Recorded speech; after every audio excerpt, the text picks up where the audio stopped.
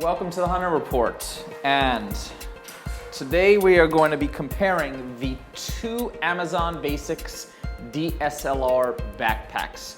Now the reason that I have two is that I originally bought this small one here, and I used it. It was a little bit tight with the gear that I have. I have a lot of camera gear, and I was actually walking around the streets of New York City, and I saw this guy with a bigger Amazon backpack, and I was immediately jealous. Actually in the Uniqlo store. So I went and I asked him, like, is that a DSLR backpack? He was like totally enthusiastic. He stopped in the middle of the store. He opened up his backpack for me, and I'm like, damn. So I needed to get this bigger one, and there are some differences. Let me just step you through them. Please subscribe, please give me thumbs up, and let's get into these DSLR Amazon backpacks. So there's like slightly different build quality going on here. There's like slightly different things. First of all, notice that the small one has straps, so you can put umbrellas and things in the strap, so that's useful. Why the larger backpack does not have the strap, I have no idea. There's an inconsistency in the product line there. So let's put that down. I actually have gear in there. So let me talk about the small one here. You got this little front pocket. You got this sort of inner pocket. It's like a small pocket. I sometimes put sweaters in there.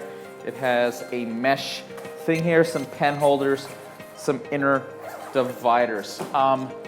Both backpacks, as you can see, have tripod straps. I have a monopod, and sometimes I put the monopod right in here and then strap the monopod in. Tripods, you don't need this pocket. So they both have these little pockets. And now let's get actually into, and before I get inside, let me just show you how it wears. So you put it on, and like any good hiking backpack, you get lower stabilization down here to spread the weight out on your hips. And you get this, although on the small backpack, it's a little high. So it is adjustable, sort of, but when you adjust these upper ones to actually be in a reasonable location, then the waist strap sort of goes on to my sternum, which is then usually supposed to rest on the hips. I don't know if this is designed for a child, but it's a real DSLR backpack. So finally, let's actually show you what's inside. So you get these customizable compartments that you can customize, very useful. It comes with a few extra dividers, which I have somewhere else, and then there's these sort of slightly water-resistant compartments here, which is pretty useful. And that's the small one. So the larger one is billed as a laptop backpack. And again, it does suck that the front lacks the elastic cords.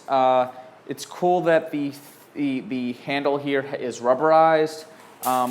The shoulder straps and the waist are designed for a larger person. They fit more ergonomically. There's these two hooks right here where you can actually hook a camera or some kind of accessory, water bottle, keychain. It's cool. Both have foam, so that's pretty good. But size is what's good about this. And before I crack that open, let me just show you. This comes with an inner pocket. As you can see, I'm actually using this here. The inner area here, unlike the small one, is not a water container, and it only has one of these, whereas the small one has two. So there's a lot of inconsistency, actually. It actually feels like the smaller backpack has more little nooks and crannies, like mini zipper compartments. So that's pretty inconsistent. Again, though, the size is the reason that I have this. Let me show you. So in the small backpack, right here where you open it up, there are these two pockets which are super useful. And here on the big one is just this soft area, which, it's inconsistent, and I actually found those inner pockets very useful.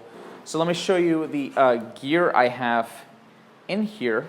I have a Gary Fung light sphere that is on top of a flash, and I like to keep it all in one unit because even those like little 15, 30 seconds, if I just want to like zoom out, whip out a flash at an event, it helps to just have it all in one piece. I have a beautiful 1980s Nikon 70 or 80 to 200 piece of glass right here. Cinema, mainly some portraits, but the quality is, it's like pretty much Zeiss quality. So I like to have that around right here. I've got some other lenses here. I've got my camera in the back. So you see you get a good amount of room here. DSLR, you could do 2 DSLRs. I've got a little lens hood right here, and so the big one gives me some flexibility. Oh yeah, one more thing.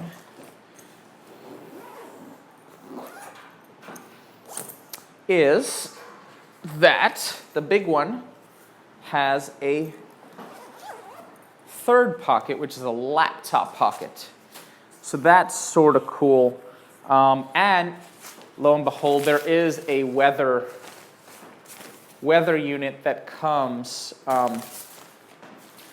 You can put this over. Sure, it's bound to get lost, as free-floating items do, especially with me. I'm very absent-minded sometimes. But you can, slip your laptop in there if you need to edit while you're out on a shoot, if you need to edit on the road. So it gives you that flexibility, which is why I purchased it. It's $44.99 for the large backpack. It is $29.99 for the small backpack. It sucks that it doesn't have that elastic here and those cool little inner pockets up on the larger unit. So I would give this a 4 out of 5 stars, and I would give the smaller backpack a 5 out of 5, given what it provides for the price, for the size. If you are an amateur photographer, if you're an amateur, whatever, if the size works for you, I would give the small one a 5 out of 5, just because the compartments are great and the elastic is great. So that is the review of the Amazon Basics. Very cost effective. They tend to be cheaper than more established name brands like Eagle Creek, like Low Pro, Tamrac, and some of the other classical gear brands. And that's sort of what Amazon's doing with its Amazon Basics line. I have an Amazon Basics speaker, power unit, and you can see those in some of the past videos that I've done. But they seem to be undercutting most of the major brands in areas where they can, sort of low margin items. And tripods, actually, that's an Amazon Basics tripod that I'm filming on right there. So that is the backpack review. Thank you so much. Please subscribe. Please give me a thumbs up. And I have more reviews coming, more entertainment, cooking. If you've been a fan of the Hunter Report, thank you so much.